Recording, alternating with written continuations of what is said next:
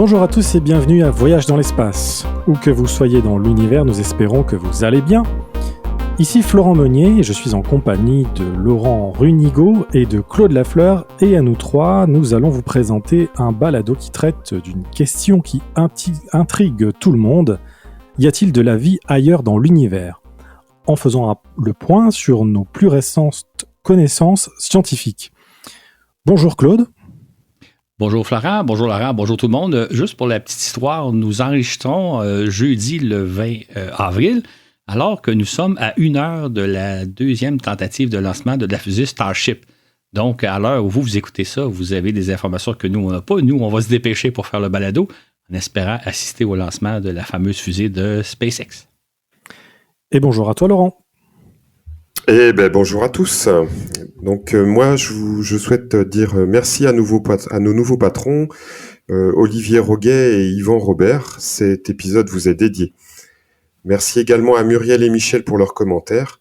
Un merci plus global à tous nos auditeurs. Et puis, merci surtout de nous écouter et de nous suivre. N'hésitez pas à nous faire connaître auprès de votre entourage. Nous posons donc la question, y a-t-il de la vie ailleurs dans l'univers ?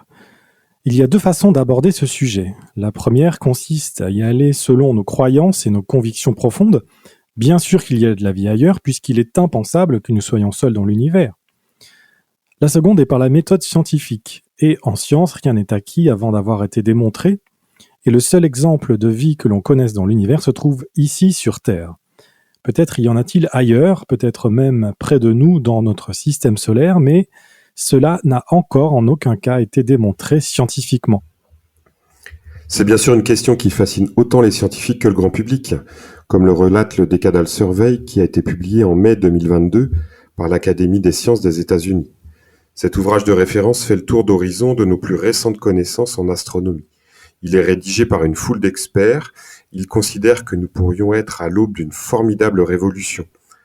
400 ans après que Galilée eut révolutionné notre compréhension de notre place dans l'univers, écrit-on, nous pourrions être la génération qui déclenchera une nouvelle révolution scientifique, cette fois en biologie. Nous avons vraiment le privilège d'aborder cette question grâce à une formidable panoplie d'instruments scientifiques, notamment des télescopes terrestres et spatiaux, ainsi que des sondes qui explorent le système solaire, comme on en a parlé d'ailleurs dans les balados 103, 104 et 105. En fait, ce qui est fascinant quand on parcourt les pages du Decadal Survey, c'est qu'on se rend compte qu'on on aborde cette question-là d'une multitude de façons simultanément. Par exemple, quand on étudie la vie sur Terre, quand on étudie comment la vie est apparue sur Terre, comment elle s'est développée, ça nous donne une idée de comment ça pourrait se passer ailleurs. Par ailleurs, il y a des sondes spatiales qui explorent le système solaire et qui nous montrent qu'il existe d'autres planètes, d'autres astres sur lesquels peut-être la vie pourrait exister. Donc, on a déjà des exemples de ce que ça pourrait être ailleurs. Et enfin, les télescopes spatiaux, les télescopes terrestres, comme on sait, ils ont repéré des milliers d'exoplanètes, donc de planètes qui gravitent autour d'autres étoiles. Mais ils étudient aussi la formation, la naissance des étoiles et des planètes dans les fameux nuages de poussière qu'on trouve un peu partout dans notre galaxie.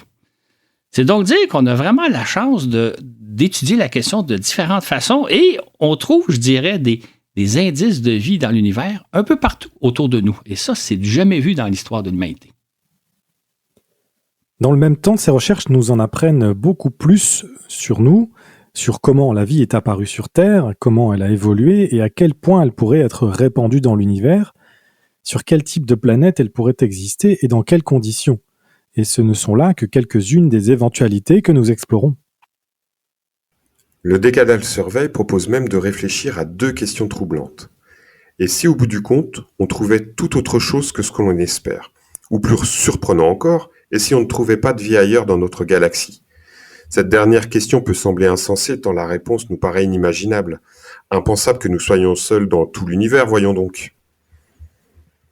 Exactement, mais ce ne serait pas la première fois que la science nous amène là où on ne veut pas aller. On pourrait citer plusieurs exemples, mais pensons juste aux travaux de Charles Darwin, qui, dans les années 1800, a mis en évidence que l'homme est un animal parmi d'autres. L'homme est issu d'un long processus d'évolution et non pas une créature créée de toutes pièces par Dieu. Plus proche de nous, on a naturellement tendance à penser qu'on est comme au centre de l'univers, qu'on est au centre, entre autres, des préoccupations divines, comme on l'a vu d'ailleurs dans le balado 99 sur l'astrologie. Donc, évidemment, ce qu'on constate, on l'a souvent rapporté dans nos balados, on n'est pas au centre de l'univers d'aucune façon, mais on a quand même tendance à y croire. Fait que la science, souvent, nous amène à un endroit où on ne veut pas aller, et on va le voir dans quelques instants avec la question de la vie dans l'univers. La recherche de la vie dans l'univers, donc, est une question qui nous fascine depuis des siècles, depuis que l'on a pris conscience que nous habitons une planète parmi d'autres, et que les étoiles qui brillent au firmament sont comme notre Soleil, et que de ce fait, autour d'elles devraient graviter des planètes plus ou moins semblables à la nôtre, celles que l'on appelle exoplanètes. Mais si nous considérons que nous observons le firmament depuis des millénaires, c'est là un questionnement très récent, comme nous l'évoquions dans le balado 80, notre place dans l'univers 2500 ans d'histoire, puisqu'il ne remonte qu'à 2 ou 3 siècles tout au plus. Au début de l'ère spatiale, il y a une soixantaine d'années, certains scientifiques de haut calibre ont proposé que ce soit d'ailleurs l'objectif numéro 1 de nos projets d'exploration de l'espace. C'est ainsi qu'à l'été 1962, un groupe d'experts américains de premier plan considérait que la recherche de la vie extraterrestre devrait être l'objectif scientifique prioritaire de notre programme spatial. Ceux-ci ont rédigé un important rapport intitulé A Review of Space Research, qui constitue en quelque sorte le précurseur des Decadal Survey que publie de nos jours la communauté astronomique américaine. Il y a donc 60 ans, ces spécialistes estimaient que l'intérêt d'une telle recherche reposait sur des bases scientifiques solides, ainsi que sur l'attrait populaire indéniable pour cette question. Si la vie existe sur une autre planète et que nous la trouvons, cela aura un impact majeur et durable sur tout le monde, peu importe les races et les cultures, qu'on soit scientifique ou non, écrivait-on dans ce rapport. En effet, nul besoin d'être biologiste pour comprendre ce que pourrait signifier la découverte d'une vie extraterrestre. Ces scientifiques se disaient d'ailleurs que cette question-là est peut-être beaucoup plus importante que d'autres grandes questions qu'on débattait à l'époque, notamment la course aux armements atomiques auxquels se livraient les Soviétiques et les Américains. Et pour certains spécialistes, la course aux armes était quelque chose de vital pour les États-Unis. Il fallait absolument dominer l'Union soviétique. La même chose concernant la course à la Lune. En fait, pour les scientifiques qui ont rédigé le rapport, il semblait beaucoup plus important de se consacrer à une question comme la recherche de la vie dans l'univers. D'ailleurs, il faut se rappeler que au lendemain de l'annonce du programme Apollo par le président Kennedy en mai 1961, certains scientifiques s'étaient dit horrifiés par le fait qu'on allait peut-être dépenser de 20 à 40 milliards de dollars pour simplement se rendre sur la Lune avant les Soviétiques, alors qu'il y avait peut-être des questions scientifiques beaucoup plus intéressantes à explorer, dont celle de savoir, sommes-nous seuls dans l'univers? Voilà donc qu'en 1962, un groupe de chercheurs propose de se concentrer sur la question qui intrigue tout le monde, sommes-nous seuls dans l'univers? Ou plutôt, compte tenu de la certitude que l'on éprouve tous, où se trouvent donc les extraterrestres et comment les repérer? Dans un éditorial de l'époque, le New York Times faisait aussi valoir que cette recommandation illustre le chemin parcouru par l'humanité dans sa réflexion et ses aspirations au cours des 5 dernières années qui se sont écoulées depuis le début de l'ère spatiale. En effet, la notion de vie extraterrestre était jusque-là le domaine des auteurs de science-fiction, mais voilà que désormais elle est élevée au rang des sujets d'études scientifiques. Or, il s'agit là, très certainement, d'une révolution majeure dans l'histoire de la pensée humaine. Notons que depuis les années 1960, le chemin parcouru par l'humanité dans sa réflexion et ses aspirations a prodigieusement progressé. À cette époque, en effet, les astronomes qui s'intéressaient à la recherche de vie dans l'univers proposaient de se mettre à l'écoute du cosmos afin de voir si on ne pourrait pas capter des signaux radio en provenance de civilisations avancées.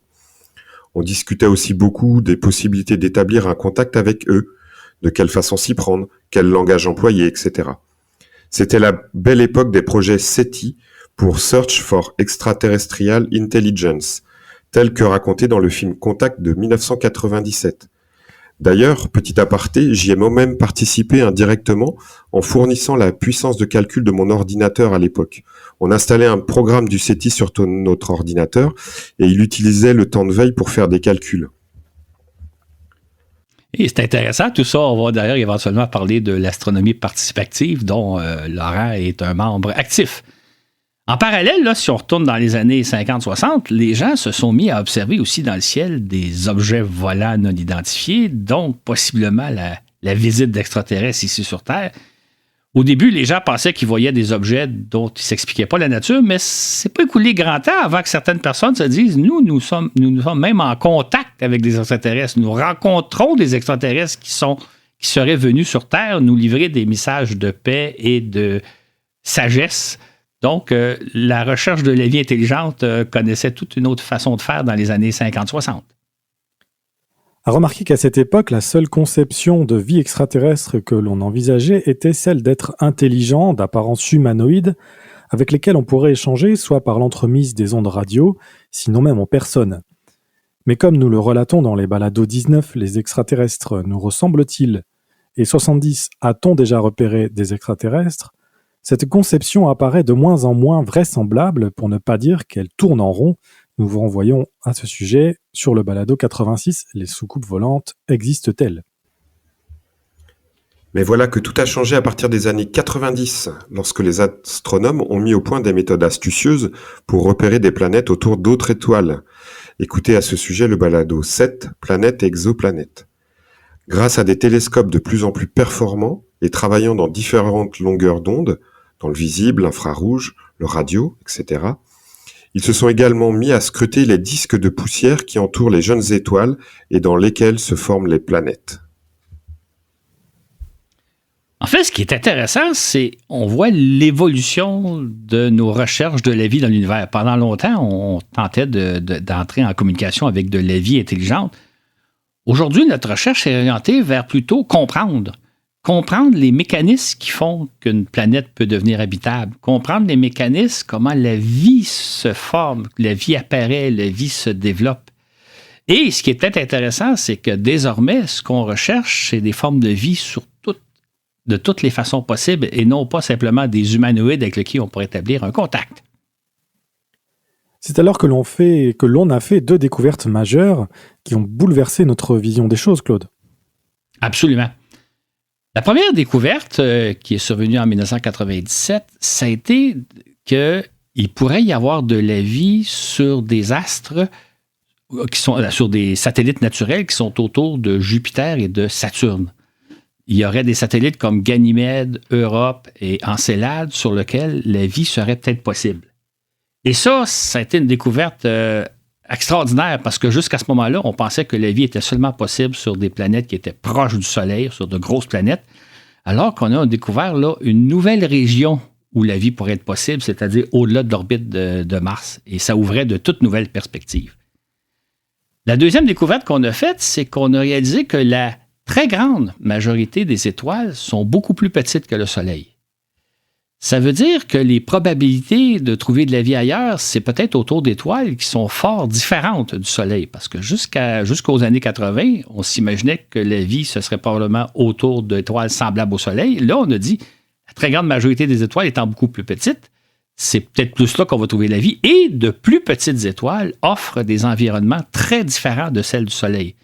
Donc, ces 2 découvertes-là ont vraiment tout changé de notre perspective. Et ces découvertes-là remontent à une trentaine d'années seulement. On savait déjà que la majorité des étoiles se tiennent par 2 ou même plusieurs, alors que le Soleil fait partie de la petite minorité des étoiles solitaires. Imaginez si par exemple Jupiter avait été une étoile, nous orbiterions entre 2 étoiles. Voilà qui, pensait-on, devait changer quelque peu les choses, mais jusqu'à quel point?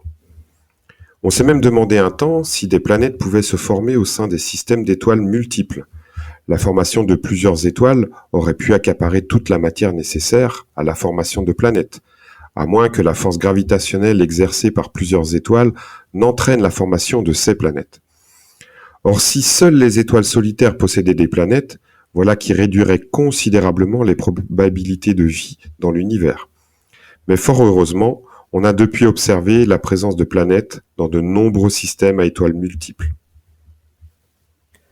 D'autre part, lorsque l'on s'est mis à repérer des exoplanètes, on s'attendait à retrouver des systèmes planétaires ressemblant aux nôtres, c'est-à-dire constitués de petites planètes rocheuses gravitant près de l'étoile, et avec des géantes gazeuses gravitant à bonne distance.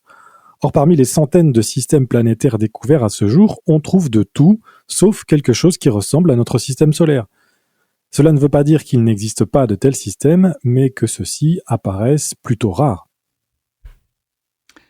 En résumé, là, jusqu'aux années 80, quand on cherchait de la vie dans l'univers, on s'attendait à trouver de la vie autour d'étoiles semblables au Soleil, dans des systèmes planétaires semblables à notre système solaire, donc un système organisé avec des petites planètes près du Soleil et des planètes gazeuses à longue distance. On s'attendait aussi à trouver de la vie dans ce qu'on appelle la zone habitable d'une étoile, c'est-à-dire à une distance qui est ni trop proche ni trop loin de l'étoile, là où la température est tempérée, alors que les découvertes qu'on a faites dans les années 90 ont tout changé. Maintenant, la vie est possible dans bien d'autres endroits, comme on verra d'ailleurs dans quelques minutes. Et quand, dans le décadal survey, on a dit qu'on pourrait trouver tout autre chose que ce qu'on espère trouver, bien, c'est peut-être un des exemples. C'est que nos conceptions se sont élargies, la situation est devenue plus complexe qu'on pensait, et ça, on ne s'attendait pas à ça dans les années 80. Apportons enfin une nuance concernant notre quête de vie dans l'univers. Lorsque l'on se demande s'il y a de la vie ailleurs dans l'univers, on se doit de voir grand, ne serait-ce que parce que la galaxie la plus proche de nous, Andromède, se situe à 2,5 millions d'années-lumière. Si donc il y avait là une vie intelligente, ce qu'on peut raisonnablement supposer, les signaux radio qu'on recevrait d'elle ont quitté la galaxie d'Andromède il y a 2,5 millions d'années. Et il s'écoulerait un autre 2,5 millions d'années pour que les habitants d'Andromède reçoivent notre réponse. Or, il peut se passer bien des choses en 5 millions d'années. Une durée de temps qui correspond, si on remonte dans le passé, à l'apparition des tout premiers hommes sur Terre. Et cela, c'est pour la galaxie la plus proche de nous. Les autres se trouvant à des dizaines, à des centaines, voire à des milliards d'années-lumière de nous. Vous imaginez aisément l'impossibilité de se contacter. C'est pourquoi, en pratique, on doit plus se poser la question, y a-t-il de la vie dans notre galaxie? Mais notre galaxie, c'est déjà un terrain de jeu pas si mal à explorer parce que dans notre galaxie comporte des centaines de milliards d'étoiles réparties sur une surface de 100 000 années-lumière. C'est donc amplement de quoi explorer. Je voudrais aussi ajouter une autre notion, la fameuse question de la vitesse de la lumière. Là. Les gens disent peut-être qu'on pourrait un jour dépasser la vitesse de la lumière. Il faut savoir qu'un objet qui déplacerait à la vitesse de la lumière devient de l'énergie. C'est une vitesse qu'on ne peut pas dépasser. Autrement dit, si on se met à spéculer qu'il y aura peut-être moyen de dépasser la vitesse de la lumière, là, on sort de la science. On sort du domaine scientifique et là, on peut dire n'importe quoi. Donc, il faut peut-être se dire qu'on recherche de la vie dans notre galaxie parce que les distances sont trop grandes dans l'univers et que le tout se fait au maximum à la vitesse de la lumière. Sinon, on sort de la science et là, on peut dire absolument n'importe quoi. Et la vitesse de la lumière, qui correspond à 300 000 km par seconde, c'est déjà pas si mal si on considère que la plus grande vitesse jamais atteinte par l'un de nos vaisseaux spatiaux correspond à 0,05% de cette vitesse. Il s'agit donc d'une vitesse qu'on est très loin d'avoir atteinte, mais qui, par bonheur, est celle à laquelle se déplacent naturellement les ondes radio. On peut donc aisément s'en contenter si nous désirons demeurer dans le domaine de la science. Pendant longtemps, un large fossé a séparé les recherches que nous menons concernant la vie terrestre et les travaux des astronomes, les uns regardant sous leurs pieds et les autres loin au-dessus de leur tête. Ces dernières décennies, cependant, les deux domaines se sont rejoints. Une nouvelle catégorie d'astronomes, appelée exobiologistes, s'intéresse désormais aux travaux de leurs confrères biologistes. Il y a d'ailleurs beaucoup à apprendre au sujet de la vie extraterrestre en étudiant la vie terrestre. Après tout, non seulement est-ce le seul exemple que l'on connaisse, mais on peut aussi l'étudier de près. On découvre alors quantité de notions s'appliquant fort bien à nos recherches de vie à travers notre galaxie. Comme le relate le Decadal Survey, il existe une abondante littérature et de débats concernant les principales étapes de l'histoire de la Terre et de l'apparition de la vie, au sujet aussi du type de vie la plus ancienne, ainsi que sur les voies et le déroulement de l'évolution de cette vie. C'est dire qu'on a encore beaucoup de choses à apprendre à propos de la vie terrestre, ce qui, en retour, influencera sûrement nos recherches de vie extraterrestre.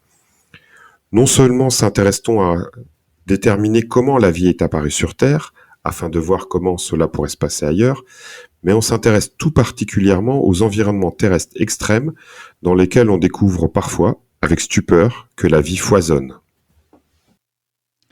En fait, pendant longtemps, on se considérait que la vie est possible seulement si elle bénéficie de l'énergie en provenance du Soleil, comme le font d'ailleurs les plantes sur Terre. On s'attendait en conséquence à ne pas trouver de la vie au fond des océans, là où il fait perpétuellement noir, et particulièrement dans les fosses abyssales, où là, l'obscurité est la plus totale et où les conditions de vie sont très, très difficiles, où il fait très froid, il y a haute pression, il n'y a évidemment pas d'énergie en provenance du Soleil. Or, erreur, on a découvert, je pense que c'est dans les années 60-70, des quantités phénoménales de vie, justement dans les fosses abyssales. Et là, ça a tout bouleversé nos connaissances parce qu'on s'est dit, la vie est maintenant possible même si le Soleil n'est pas présent. Et c'est ce qu'on va découvrir sur d'autres mondes, notamment sur les satellites de Jupiter et de Saturne. Donc, une de nos conceptions qui a changé, c'est qu'il peut y avoir de la vie même s'il n'y a pas l'apport de l'énergie du Soleil ou d'une autre étoile. De nombreuses questions scientifiques restent inexplorées, ajoute le Decadal Survey, notamment à propos des écosystèmes souterrains qui existent indépendamment des sources d'énergie de surface et comment la vie s'adapte lorsqu'elle est soumise à des limites environnementales et énergétiques. Notre compréhension de plus en plus détaillée de la vie souterraine et de son évolution sur cette planète pourrait révéler beaucoup de choses sur la façon dont la vie pourrait persister sur d'autres mondes. Même dans les environnements les plus extrêmes, on observe une vie abondante, luxuriante et étonnamment diversifiée. On y trouve en fait de véritables écosystèmes complexes et non pas que quelques rares espèces qui parviendraient tant bien que mal à survivre. Voilà qui ne cesse d'étonner. On apprend aussi beaucoup grâce aux formes de vie dites extrémophiles que l'on retrouve dans les endroits les plus reculés et arides de la planète, là où règnent des températures extrêmes. Le Decadal Survey observe d'ailleurs: il est important de noter que notre compréhension de la vie sur Terre continue d'évoluer rapidement grâce aux surprenantes découvertes concernant la capacité de la vie à survivre, voire même à prospérer dans des environnements multi-extrêmes. De récentes découvertes ont en effet démontré que la vie peut exister dans une myriade d'environnements souterrains, glacés ou très pauvres en eau, en adoptant des stratégies jusque-là insoupçonnées. De surcroît, la vie s'adapte aussi bien à des rapides changements de conditions qu'à des événements catastrophiques, ainsi qu'à de longues périodes de dormance et d'isolement. Cette connaissance de la biosphère terrestre influence directement nos recherches de la vie ailleurs. En fait, elles ouvrent de nouveaux champs d'investigation, c'est-à-dire qu'on pourrait trouver des formes de vie dans des environnements extrêmement différents de celles auxquelles on est habitué, donc d'où l'intérêt des environnements extrêmes. Cette étude-là ouvre évidemment de nouveaux champs. On se demande quels sont les processus, quels sont les phénomènes qui sont à l'origine de la vie et qui permettent que la vie s'installe dans des environnements extrêmes. Qu'est-ce qu'on pourrait imaginer trouver sur d'autres planètes? Et qu'est-ce que, de façon générale, tout ce qu'on découvre sur Terre peut influencer nos recherches de vie dans l'univers, dans notre galaxie? Donc, les recherches sur Terre sont vraiment très, très importantes parce qu'elles élargissent nos horizons, alors qu'on pourrait penser que pour chercher de la vie extraterrestre, il faut nécessairement regarder ailleurs, mais sous nos pieds, il y a des phénomènes déjà très intéressants. De telles interrogations ont donné naissance à une nouvelle discipline, l'astrobiologie, un champ de recherche qui couvre l'ensemble des questions portant sur l'origine, l'évolution et la distribution de la vie dans l'univers. Ce domaine étudie entre autres ce que les spécialistes appellent la codépendance et la coévolution de la vie et de son environnement. Par ces termes, ils désignent le fait que l'apparition et le développement de la vie modifient alors l'environnement, et l'environnement en retour a un impact sur le développement de la vie. Il y a donc une dynamique qui s'installe entre la vie et son environnement, l'un altérant l'autre. C'est là une autre façon donc de repérer des mondes sur lesquels la vie pourrait peut-être être possible. Est-ce qu'on repère des environnements qui, semble-t-il, ou de toute évidence, ont été modifiés par la vie? C'est donc une nouvelle piste à explorer, un nouveau champ d'investigation. En conséquence, on parle de l'habitabilité d'une planète ou d'un environnement, c'est-à-dire le fait qu'on devrait prendre en compte l'ensemble des conditions environnementales capables de soutenir la vie. Examiner l'habitabilité d'une planète ou d'un environnement, c'est chercher à savoir si la vie peut ou non émerger et persister sur une planète, résume-t-on. Le Decadal Survey poursuit ainsi. La Terre représente notre seul point de référence à ce jour en ce qui constitue un monde habité. la façon dont la chimie prébiotique a coévolué avec son environnement pour donner naissance à la vie sur Terre est par conséquent un domaine de recherche très pertinent. On a donc encore beaucoup à apprendre, tant au sujet de l'apparition et de l'évolution de la vie sur Terre et sur leurs implications sur nos recherches de vie extraterrestre. On précise aussi que les connaissances acquises à partir de la biochimie, de la structure et de la physiologie des organismes terrestres et de leur évolution à travers le temps sont des fondements de notre recherche de preuves de vie sur d'autres mondes. Cependant, les exobiologistes nous préviennent qu'il faut éviter le piège de considérer que toute vie suivra nécessairement le modèle de la vie terrestre. Or, c'est un piège dans lequel on est souvent tombé. Par exemple, jusqu'aux années 80, on imaginait que la vie serait possible dans des systèmes planétaires semblables à notre système solaire, donc une étoile semblable au Soleil, au cours duquel graviteraient des planètes rocheuses assez proches de l'étoile et des planètes gazeuses à plus longue distance. On s'imaginait donc de retrouver notre modèle. Et aujourd'hui, plus proche de nous, on s'imagine que s'il y a de la vie intelligente, c'est nécessairement de la vie qui ressemble à la vie terrestre. Donc, c'est un piège dans lequel on tombe souvent de penser que la vie ailleurs doit être comme la vie sur Terre. Dans leur recherche d'indices de vie sur un autre monde, les spécialistes tentent de repérer ce qu'ils appellent des biomarqueurs, c'est-à-dire des signes d'activité chimique ou physique qui peuvent être interprétés comme dus à la présence de vie. Et simultanément, ils doivent prendre garde à ne pas tomber sur des abiomarqueurs, c'est-à-dire sur des phénomènes chimiques ou physiques qui imitent des biomarqueurs mais qui ne sont pas des signes de vie. Du coup, ils nous mettent en garde contre les faux négatifs et les faux positifs, c'est-à-dire des résultats qui indiqueraient à tort des résultats négatifs ou au contraire, des résultats qui indiqueraient à tort des résultats positifs. Or, la notion de faux positif est ici extrêmement importante à retenir, car c'est un piège dans lequel risque de tomber une foule de médias, et dans lequel, du coup, ils nous feront tomber. Ce qui risque de se passer, c'est que le jour où des chercheurs vont annoncer qu'ils ont découvert des signes d'une activité inexplicable sur une autre planète, donc des signes d'activité qu'on ne peut pas expliquer de façon naturelle, on risque fort de voir dans l'article qui va accompagner cette annonce-là l'hypothèse que ce serait peut-être de la vie qui serait à l'œuvre, de la vie extraterrestre sur une autre planète, qu'on aurait découvert de la vie extraterrestre. Or, ça serait tombé un peu vite dans les conclusions. Et ce ne serait pas la première fois, comme on l'a relaté dans le balado 70 sur a-t-on déjà repéré des signes de vie extraterrestre? La réponse est souvent oui. C'est-à-dire que vous avez sûrement, vous vous souvenez, on annonce de temps en temps que des astronomes ont capté des signaux en provenance de l'espace, des signaux qu'on ne peut pas expliquer de façon naturelle. Et là, on voit immédiatement dans l'article apparaître l'idée que ça pourrait être des signaux en provenance d'une civilisation extraterrestre. Et ça, c'est un piège dans lequel on est tombé plusieurs fois dans les années 60, 70, 80 et même récemment. Or, ce qui arrive dans les faits, c'est que quelques mois ou quelques années plus tard, on trouve l'explication. Et là, on voit que le phénomène qu'on ne s'expliquait pas au départ est tout à fait de nature naturelle. Mais les médias ne le rapportent pas, de sorte qu'on a l'impression que, eh oui, on a déjà capté des signaux en provenance de civilisations extraterrestres, ce qui n'était pas le cas. On peut penser donc que la prochaine fois, le jour où des scientifiques vont annoncer qu'on a découvert des signes inexplicables dans une atmosphère d'une planète, qu'on va rapidement conclure à de la vie extraterrestre, alors qu'il y a de loin de la coupe aux lèvres. Il faut faire attention à ce piège-là, parce que les médias, souvent, nous font tomber dedans. Autrement dit, on risque fort de repérer des signes de vie qui, en réalité, n'en sont pas, ce que les experts appellent des faux positifs, alors qu'on pourrait aussi passer à côté de véritables signes de vie, donc des faux négatifs. Le Decadal Survey rapporte d'ailleurs qu'il y a de nombreux exemples de la façon dont nos biais de faux négatifs et de faux positifs peuvent venir brouiller nos efforts pour détecter des biomarqueurs. Il y a là, nous dit-on, d'importantes leçons à retenir.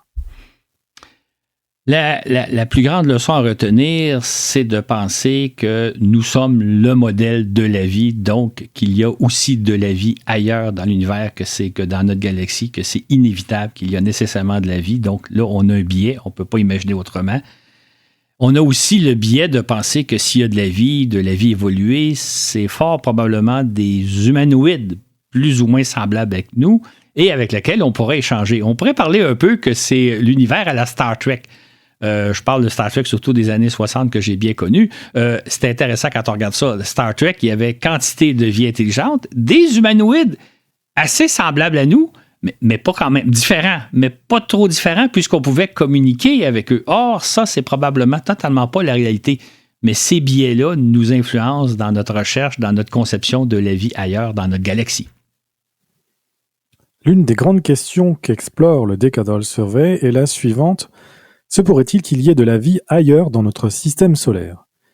Il semble bien que la réponse à cette question soit oui, alors qu'il n'y a pas si longtemps, une trentaine d'années, on aurait répondu sans hésiter par la négative. C'est là un bel exemple qui illustre à quel point nos connaissances peuvent évoluer.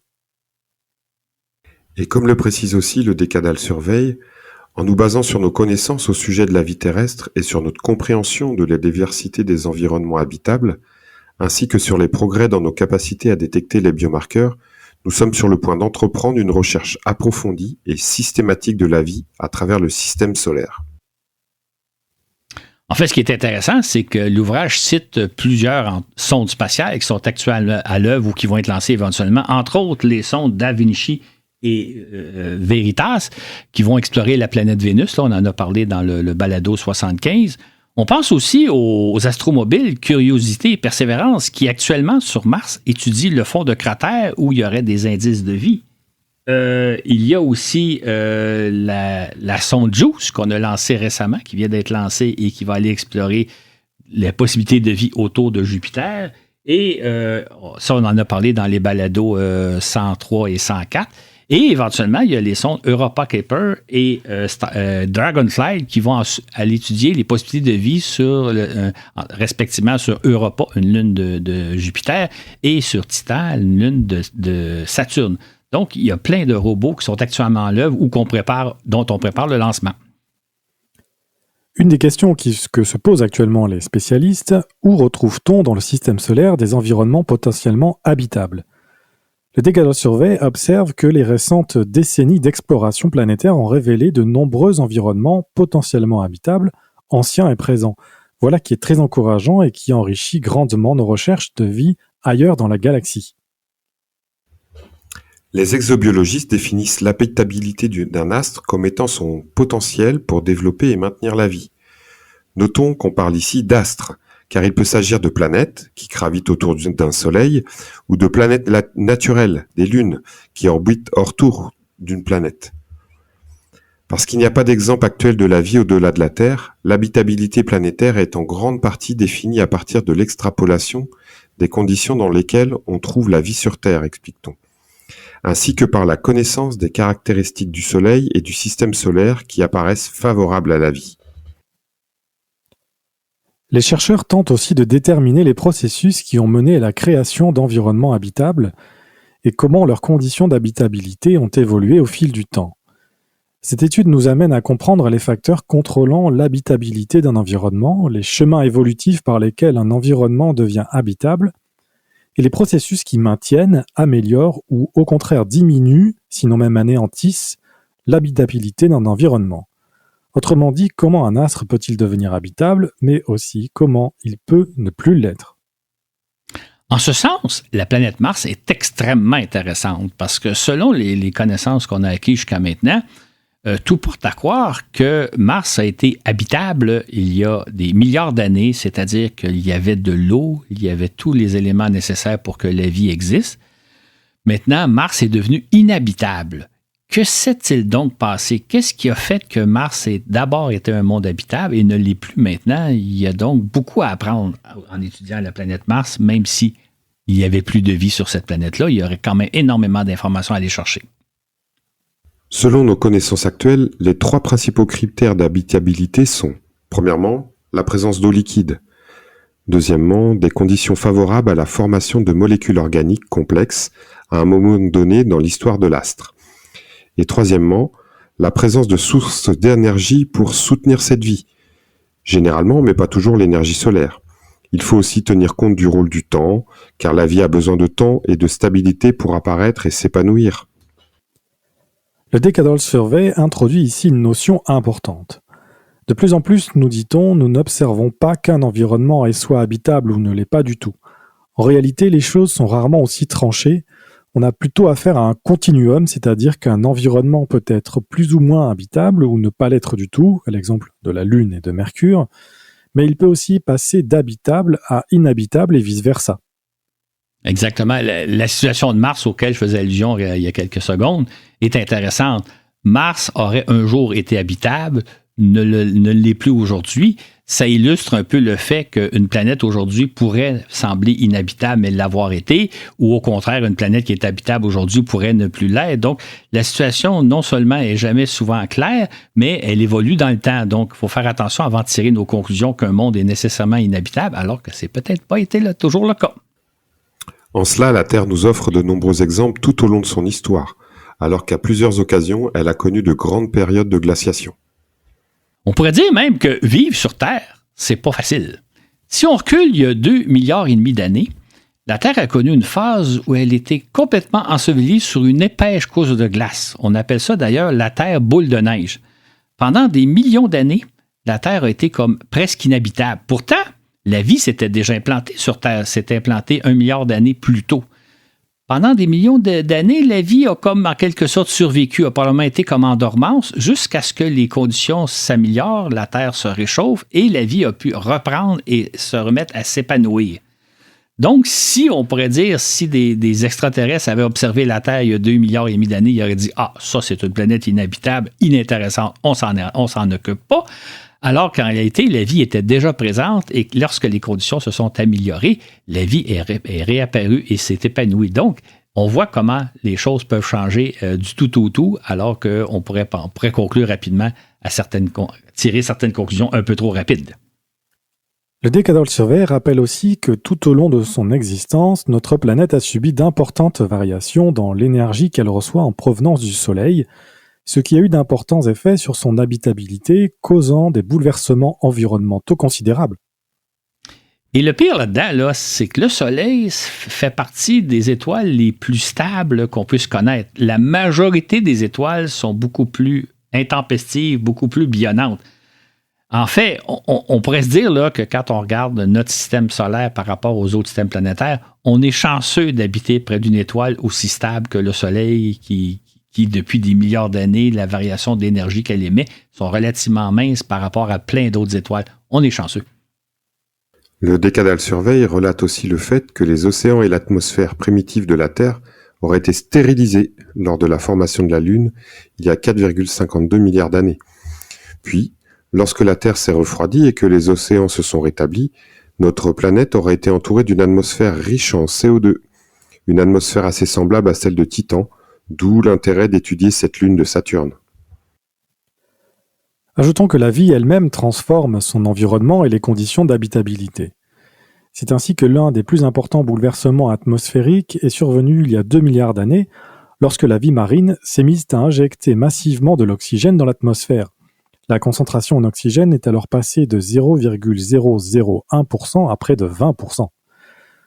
Or, cette oxygénation de l'atmosphère a profondément modifié l'environnement terrestre, terrassant du coup la vie anaérobique qui fleurissait alors.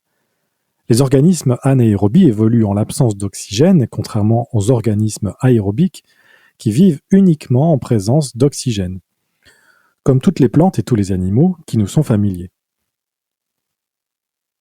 Par conséquent, constatent les spécialistes, la compréhension de l'habitabilité dynamique des astres du système solaire par l'étude de leur évolution, passée, actuelle et future, jette les bases de l'étude des mondes potentiellement habitables au-delà du système solaire. Et ils constatent avec ravissement que le système solaire regorge d'exemples d'évolution de l'habitabilité au fil du temps. C'est notamment le cas de Mars, de Vénus, où ils observent des changements substantiels dans leurs conditions d'habitabilité. C'est ainsi que sur Mars, ce qu'on constate, c'est que la mince couche d'atmosphère aujourd'hui de CO2 ne peut maintenir de l'eau liquide à la surface de la planète. Il n'y a pas d'eau, il n'y a pas d'étendue liquide sur Mars. Alors que l'exploration des cratères menée actuellement par les astromobiles Curiosity et Perseverance nous montre que dans les sédiments, ça a déjà été un lac. Les 2 cratères qui explorent ont été d'importants lacs. De même, les sondes qui sont en orbite autour de Mars nous montrent quantité de ce qui semble être, de toute évidence, des lits de rivières, des lacs, des systèmes hydrothermaux, etc.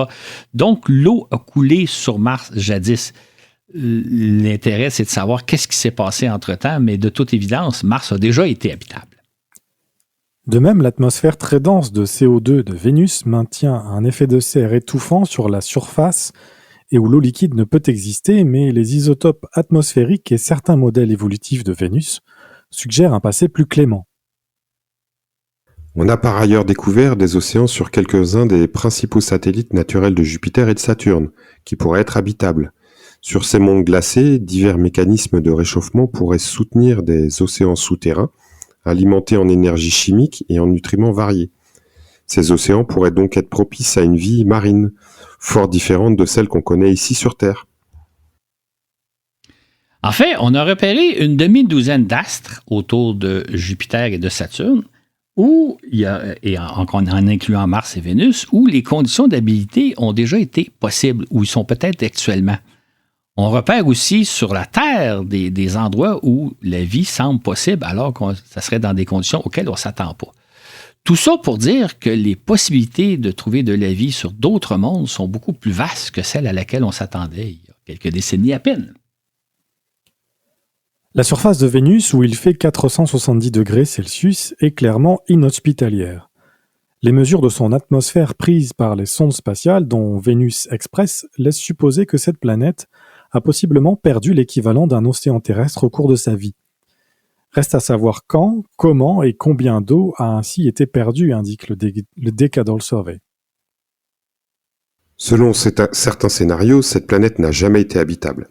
Par contre, selon d'autres, divers mécanismes auraient pu conserver la planète fraîche et clémente durant des milliards d'années. Vénus ne se serait réchauffée qu'au cours du dernier milliard d'années, réchauffement déclenché par la libération massive de CO2 dans son atmosphère à la suite d'éruptions volcaniques.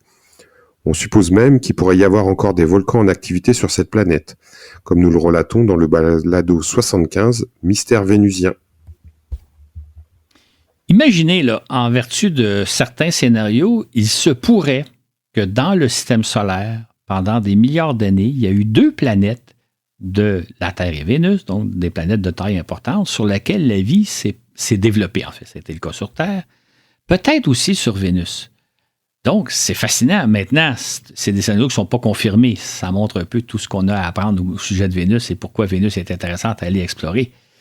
Par ailleurs, il y a des scientifiques qui font valoir que dans l'atmosphère de Vénus, à environ 55-60 km d'altitude, les conditions s'apparentent à celles qu'on retrouve à la surface de la Terre en termes de température et de pression atmosphérique. Ça veut dire qu'il y a peut-être la possibilité que dans l'atmosphère de Vénus, actuellement, il y a une forme de vie aérienne. Est-ce qu'on parle de micro-organismes? Est-ce qu'on parle d'êtres un peu plus développés? Ça reste à vérifier. Mais c'est quand même fascinant de penser que sur Vénus, qu'on considère aujourd'hui comme étant une planète totalement inhospitalière, c'est un enfer, il y a peut-être déjà eu de la vie, et il y en a peut-être même un peu dans l'atmosphère. Ça montre un peu à quel point il ne faut pas conclure trop rapidement qu'un astre est inintéressant parce qu'il n'y a pas de possibilité de vie. Vénus offre des perspectives fort intéressantes. De son côté, la planète Mars nous offre un site pour comprendre les interactions roche, eau et atmosphère et les conséquences des changements climatiques sur le long terme. En effet, l'environnement martien aurait été habitable durant les 2 premiers milliards d'années de son histoire, et peut-être Mars abrite-t-elle encore des environnements hospitaliers. On observe sur cette planète une grande variété de traces d'eau liquide et d'environnements autrefois habitables. De toute évidence, il y aurait eu par le passé sur cette planète des sources hydrothermales, des aquifères souterrains, des lacs et même des océans. Comme nous l'avons relaté dans le balado 103, l'Astromobile Opportunity a repéré des preuves d'un ancien lac aux eaux acides qui sur Terre peuvent être habités par des organismes capables de tolérer un tel environnement. Pour sa part, l'Astromobile Spirit a identifié des gisements de silice interprétés comme s'étant formés dans une ancienne source hydrothermale volcanique. Sur Terre, ce genre d'environnement est peuplé de vie microbienne. Quant à Curiosity, il a trouvé des preuves d'un ancien système lacustre, habitable dans le cratère Gale, où on retrouve tous les éléments chimiques essentiels à la vie. Cet astromobile a également repéré de la matière organique dans des roches sédimentaires. Des sondes orbitales ont quant à être détecté de la glace à moins d'1 mètre sous la surface, et il se pourrait même que de l'eau liquide existe sous cette glace. Parmi les grandes questions qu'on se pose à propos de la planète Mars, c'est quels sont les mécanismes, quels sont les processus qui auraient permis jadis qu'il y ait de l'eau en quantité sur la planète Mars, parce que pour l'instant, on n'a pas d'explication. Qu'est-ce qui fait que Mars pouvait être habitable pendant un certain temps? Et, bien entendu, qu'est-ce qui s'est passé pour que Mars perde ses capacités d'être habitable? Par ailleurs, aujourd'hui, on sait que la planète Mars, elle est très froide, elle est très aride, donc il n'y a pas nécessairement possibilité de vie, mais est-ce qu'il n'y aurait pas, en certains endroits, certaines poches où la vie est possible? Il y a peut-être des endroits souterrains où la vie microbienne existe encore. Donc, vraiment, Mars est très intéressant à étudier. Comme nous l'avons relaté plus haut, les sondes Galileo et Cassini ont détecté la présence de chimie organique et d'eau liquide sous la surface de quelques-unes des lunes de Jupiter et de Saturne. Ces découvertes ont élargi considérablement la zone habitable de notre système solaire. Effectivement, à l'origine, ce qu'on pensait, c'est que les seules possibilités de vie dans notre système solaire, c'était dans ce qu'on appelle la zone habitable autour du Soleil, c'est-à-dire la région pas trop loin du Soleil où l'eau liquide peut exister à la surface des planètes. Ça veut dire qu'à ce moment-là, il ne faut pas être trop proche du Soleil, par exemple, où se trouve Mercure, où là, il fait trop chaud. Il ne faut pas non plus être trop loin du Soleil par-delà l'orbite de Mars, où il fait trop froid. C'était donc le seul endroit où on pensait que la vie était possible dans la région où se trouvent évidemment Vénus, la Terre et Mars. Dans le cas des autres systèmes planétaires, cette stabilité dépend entre autres des conditions offertes par l'environnement entourant l'étoile autour de laquelle gravitent des planètes en zone habitable. Ainsi, une étoile trop bouillonnante ou trop explosive n'offre pas un environnement stable. C'est le cas des naines rouges très nombreuses mais qui ont un sale caractère. Il faut tenir compte aussi de l'orbite qu'emprunte une planète. C'est-à-dire que si, par exemple, une planète était en zone habitable, mais s'approchait parfois très proche de son étoile, tout en demeurant dans la zone habitable, puis s'en éloignait, à ce moment-là, il y aurait des écarts de température qui bouleversent vraiment l'environnement. Il faut donc non seulement se trouver en zone habitable, mais sur une orbite circulaire relativement stable. Il faut aussi que la planète possède une certaine masse afin d'avoir la capacité de conserver une atmosphère assez importante, ce qui n'est pas le cas de la Lune par exemple, mais il ne faut pas non plus qu'elle soit trop massive comme Jupiter et Saturne qui sont d'immenses boules de gaz sans surface solide. C'est pourquoi on a défini que la zone habitable autour du Soleil était comprise entre environ 100 millions de kilomètres du Soleil à 300 millions de kilomètres du Soleil, c'est-à-dire là où gravitent Vénus, la Terre et Mars. La Terre gravite à 150 millions de kilomètres du Soleil.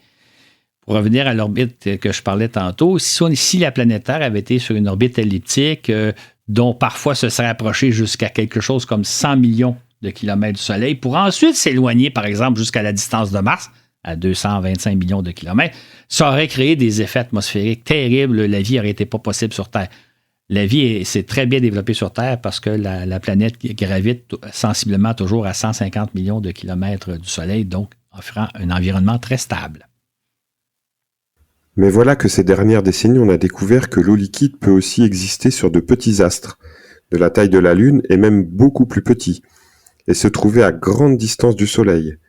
Dans ce cas, d'autres mécanismes permettent de retrouver de l'eau liquide sous, par exemple, la surface glacée de petits astres.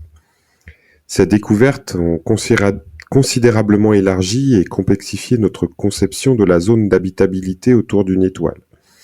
Comme le souligne le Decadal Survey, les mondes habitables n'ont pas besoin d'avoir de l'eau liquide sur une surface stable. Des environnements habitables souterrains existent sur Terre, tandis que l'eau liquide souterraine existe sur d'autres astres du système solaire, et même indépendamment de l'énergie en provenance du Soleil. C'est ainsi que l'eau peut être maintenue liquide sans apport de la chaleur du Soleil, grâce notamment au chauffage géothermique fourni par l'accrétion, les impacts de météorites, la radioactivité, le volcanisme ou la dissipation des effets de marée. De l'eau liquide peut exister également sous forme de gouttelettes dans une atmosphère. C'est ainsi que les sondes Galileo et Cassini ont repéré une demi-douzaine d'astres dits océaniques, c'est-à-dire complètement entourés par un océan mesurant plusieurs dizaines, voire centaines de kilomètres d'épaisseur, de gigantesques océans, comme on n'en retrouve pas sur Terre. C'est notamment le cas d'Europe, l'une des 4 grandes lunes de Jupiter qui a presque la taille de la Lune. On y observe une surface jeune et lisse avec des fractures fournissant la preuve de la présence d'un océan entourant complètement Europe sous une croûte de glace. Cette découverte, qui est survenue en 1999, a fait vraiment sensation parce qu'on a découvert ce jour-là que de la vie pourrait être possible sur un astre qui est au-delà de l'orbite de Mars, là où il fait très froid dans le système solaire. Il y aurait donc des océans souterrains dans lesquels la vie est possible. Et aujourd'hui, ce qu'on cherche à savoir par rapport à Europe, c'est la composition de cet océan, de quoi il est fait. On sait que c'est de l'eau, mais qu'est-ce qu'il y a aussi dans cette eau-là? Est-ce qu'il y aurait des molécules organiques? Et c'est le cas, c'est un des objectifs, en fait, de la mission JUICE, qui a récemment été lancée, et de la mission Europa Clipper que la NASA prévoit lancer en octobre 2024. Il y a aussi Ganymède et Callisto, 2 des 4 principales lunes de Jupiter, et qui dépassent en taille notre Lune. Ganymède est même plus grosse que la planète Mercure. Sur Ganymède, on aurait repéré un océan global, probablement pris en sandwich entre 2 ou plusieurs couches de glace. Cette lune possède également un champ magnétique, comme la Terre. Pour sa part, Callisto pourrait posséder un océan liquide à plus de 100 km sous sa surface, océan qui serait susceptible d'abriter la vie. Titan, quant à lui, le plus gros satellite de Saturne, est le seul satellite connu à posséder une importante atmosphère. Celle-ci se compose à 98% d'azote et 1,6% de méthane et d'éthane. C'est le théâtre d'une chimie organique complexe où se forment des molécules prébiotiques. On trouve à la surface de Titan des lacs d'hydrocarbures liquides, tandis qu'un vaste océan d'eau pourrait exister sous une épaisse couche de glace. On pense que Titan ressemble à ce que devait être la Terre à ses débuts. Il s'agit de la planète la plus étrange qu'on puisse explorer. Malheureusement, elle se trouve fort distante de nous, puisqu'à quelques 1,5 milliard de kilomètres, soit 10 fois la distance Terre-Soleil. Il y a aussi Encélade, une autre petite lune de Saturne. En fait, Encélade ne mesure que 500 km de diamètre. En conséquence, on s'attendait à ce que ce soit un astre mort, un astre fait essentiellement de matière solide, de roches et de glace, sur lequel aucune vie est possible. Or, en 2015, la sonde Cassini a repéré des émanations d'eau en provenance du sous-sol d'Encélade. La sonde a même réussi à détecter qu'il y avait de la matière organique dans cette eau-là. Ça ouvre donc de toutes nouvelles perspectives, c'est-à-dire que de très petits astres qui normalement ne devraient pas pouvoir abriter de la vie pourraient quand même abriter des océans sur lesquels peut-être la vie s'est développée.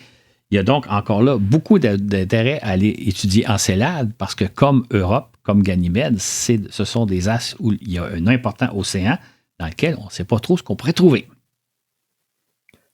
Triton, principale lune d'Uranus, présente, elle, une surface géologiquement jeune et où il pourrait y avoir des cryovolcans, c'est-à-dire des volcans de glace qui crachent de l'eau, ainsi qu'un océan souterrain. On connaît toutefois très peu de choses à propos de Triton, puisque seule la sonde Voyager 2 l'a étudié brièvement lors de son passage près d'Uranus en 1986. Tout est à apprendre de cet astre intrigant qui se trouve, hélas, à 3 milliards de kilomètres de nous. Il y a aussi Cérès qui est intéressant. Cérès, c'est le plus gros astéroïde dans la ceinture d'astéroïdes qui se trouve entre Mars et Jupiter. Cérès mesure 950 km de diamètre et c'est un astre sous lequel on pense que, sous une croûte de glace, encore là, il y a de l'eau et donc possiblement des traces de vie. Et l'intérêt de Cérès aussi, c'est qu'il n'est pas très loin de nous, il est seulement à 400 millions de kilomètres, donc c'est un satellite, c'est un astéroïde qu'on va pouvoir étudier assez facilement. On l'a déjà fait avec la sonde Dawn et on va poursuivre ces études éventuellement puisqu'on a découvert peut-être des signes de vie sur cette planète-là. Pluton, avec 2370 km de diamètre, est la plus grosse planète naine du système solaire. C'est aussi le 9e plus gros objet connu à orbiter le Soleil. Elle a d'ailleurs été longtemps la 9e planète du système solaire avant d'être reclassée en 2006. Il semble bien qu'elle possède un océan d'eau liquide sous une épaisse couche de glace. La surface et l'atmosphère de Pluton sont également riches en carbone et en azote. Malheureusement, cette planète se trouve à quelques 6 milliards de kilomètres de nous. Que peuvent donc révéler tous ces petits astres au sujet de l'habitabilité, interroge le Decadal Survey. Certains pourraient-ils être habitables ? De toute évidence, selon ce document qui compile nos plus récentes connaissances, on a encore beaucoup à apprendre au sujet de ces mondes lointains. Ce serait aussi le cas des astres qui gravitent par-delà l'orbite de Neptune, la plus lointaine des planètes. À part Pluton, le plus gros de ces objets transneptuniens détectés à ce jour, on ne connaît rien d'eux et tout reste à découvrir à leur sujet. En fait, les scientifiques notent avec grande satisfaction que des missions comme Dawn qui a exploré Cérès et New Horizon qui a exploré Pluton et éventuellement Planétésimale ont vraiment élargi nos connaissances et nos possibilités de trouver des mondes habitables. Donc, c'est intéressant de poursuivre ces recherches-là parce que plus on s'aventure au loin, plus on découvre des aspects intéressants. Et ça, c'est non seulement concernant les planètes et les satellites naturels qui gravitent autour des planètes, mais c'est aussi le cas par rapport aux astéroïdes, par rapport aux comètes, par rapport aux objets transneptuniens, qui eux aussi ouvrent de nouvelles perspectives sur l'habitabilité des mondes de notre galaxie. C'est ainsi qu'au cours de la prochaine décennie, les recherches de biomarqueurs nécessiteront une évolution de la manière dont les systèmes planétaires sont étudiés grâce à de nouvelles missions, technologies et approches d'analyse de données. Nos recherches seront façonnées par l'accumulation de nos connaissances concernant la gamme d'habitats et de biochimie pouvant produire des biomarqueurs détectables. Néanmoins, les exobiologistes considèrent qu'il faudra se doter d'un cadre précis, permettant d'interpréter correctement les indices de biomarqueurs, mais surtout éviter le piège des faux positifs et des faux négatifs. Ce cadre doit s'établir selon un consensus entre chercheurs et jeter les bases sur lesquelles devra reposer la confiance en l'interprétation de signes de vie qu'on pourrait repérer. Il doit aussi encadrer la façon selon laquelle les résultats devront être communiqués et évalués à la fois au sein de la communauté scientifique et auprès du grand public. Il faudra aussi élargir nos champs de recherche pour inclure ce que le Decadal Survey qualifie de possibilités de vie autres que nous la connaissons. C'est-à-dire comment réagirons-nous si nous trouvons tout autre chose que ce à quoi nous nous attendons. Finalement, le Decadal Survey résume l'intérêt de nos recherches de vie dans notre galaxie en posant deux questions. Que révèle notre système solaire à propos des autres systèmes planétaires ? Et que peuvent nous apprendre les exoplanètes au sujet de notre système solaire ? Et comme l'explique aussi en long et en large le Decadal Survey, au cours de la dernière décennie, nos connaissances sur les possibilités de trouver de la vie dans l'univers ont prodigieusement progressé.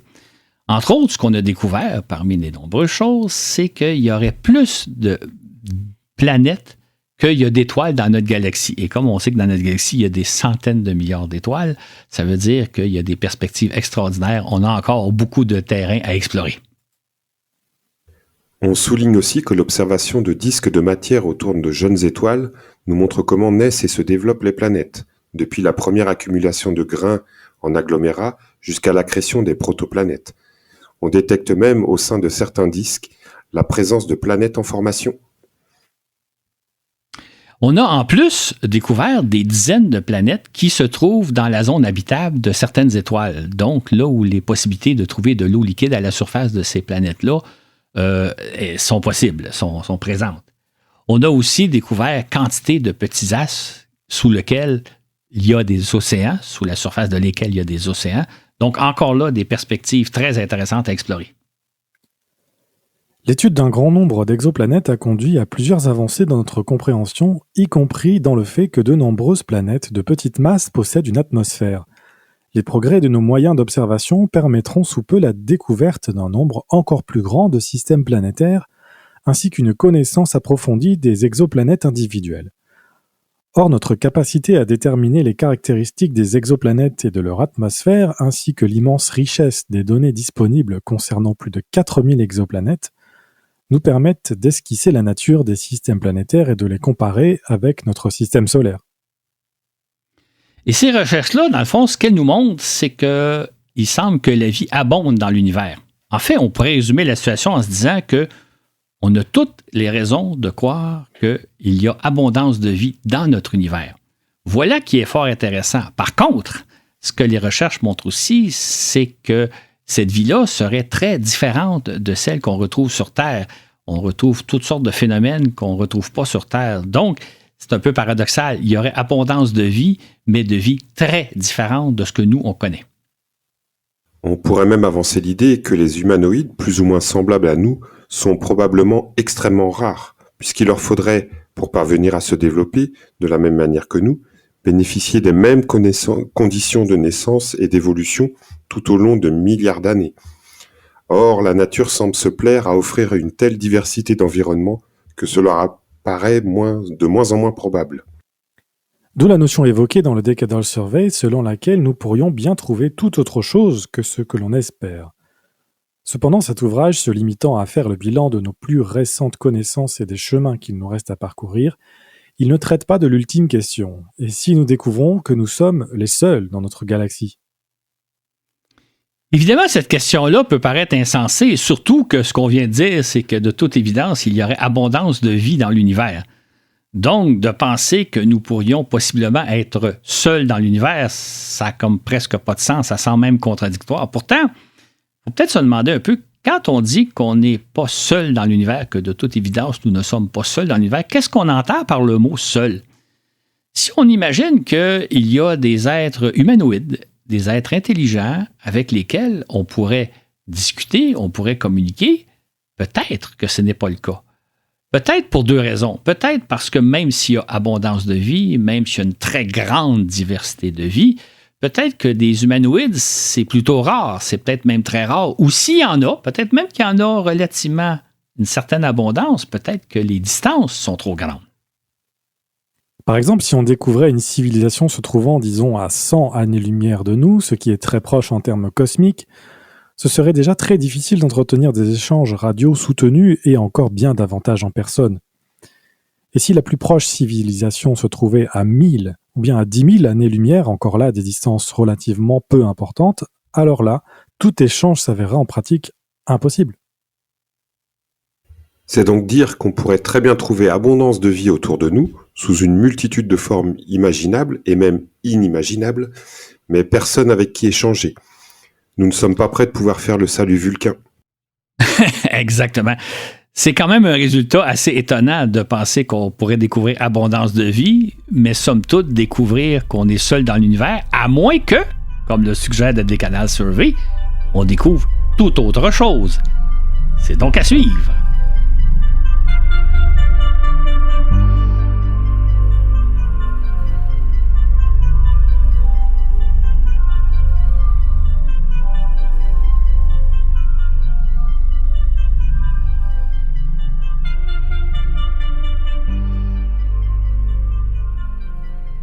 Et comme nous le disions en début de balado, nous enregistrions le jour du test du Starship.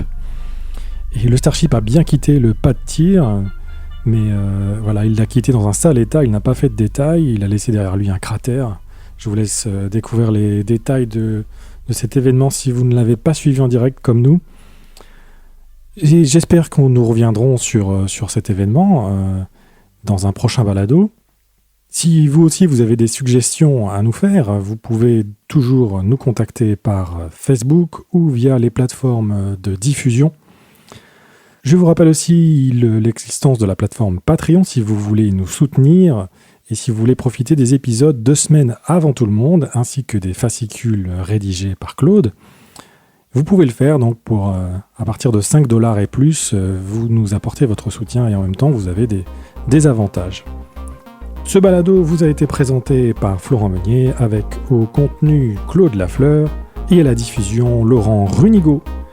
Sur ce et où que vous soyez dans l'univers, nous vous disons à la prochaine pour un autre voyage dans l'espace.